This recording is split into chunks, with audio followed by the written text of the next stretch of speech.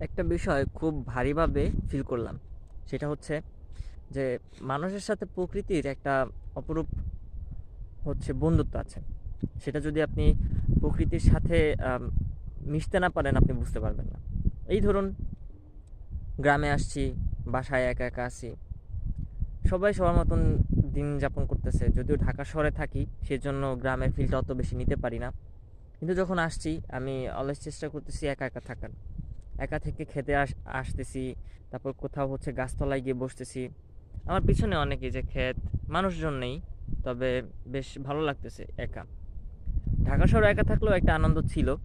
কিন্তু ওইখানে অনেক মানুষজন, এরকম একটা পরিবেশ পাওয়া যায় না। অ্যাজ লাইক এই পরিবেশটা আপনাকে অনেক বেশি মুখরিত করবে, আনন্দিত করবে। কেননা মানে প্রতিটা বিষয় আপনাকে অনেক বেশি কাছে টানবে। যেমন এখন শীতের দিন সরিষা অনেক বেশি, সরিষা ক্ষেত আছে।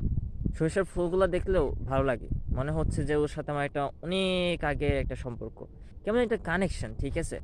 তারপরে যদি বলি অন্যান্য যে গাছগাছালি রয়েছে, সেগুলোর সাথে কেমন একটা মায়া যেন কাজ করতেছে ভিতরে, ভিতরে। মানে একটা অদ্ভুত টান। আমি ঘুমের থেকে উঠে খাওয়া-দাওয়া না করেই আমি চলে আসছি এদিকে।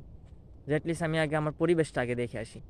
মানে গ্রামের মানুষজন এজন্য অনেক বেশি সুখী হয়। মানে তাদের অনেক বেশি চিন্তা থাকে না, অনেক বেশি না, আমাদের ঢাকা শহরের মতো এত প্যারা নিয়ে চলতে হয় না তাদের জীবনে।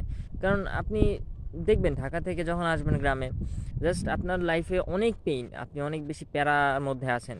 কিন্তু আনফরচুনেটলি আপনি যদি আপনার গ্রামের কোনো ক্ষেতে চলে যান, দেখবেন সেই পরিবেশ দেখলেই আপনার গ্রামের যে পরিবেশটা সেটা দেখলে আপনার মানে মনে হয় যে 90% আপনার যে প্রবলেম সেগুলো আপনার কাছে সলিউশন মনে হবে। যে না ওগুলা কিছুই না, ওগুলা মানে ওইটা জীবনই না, জীবন হচ্ছেই না।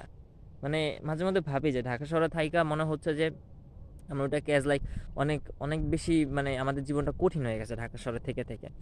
কিন্তু আসলে না, জীবনটা অনেক সহজ। হ্যাঁ, জাস্ট একটু ফিল করার বিষয়। যাক, এগুলো অনেক গভীরের আলাপ আলোচনা, আমার দ্বারা গভীরের আলাপ আলোচনা হয় না। সো এই আর কি বলা।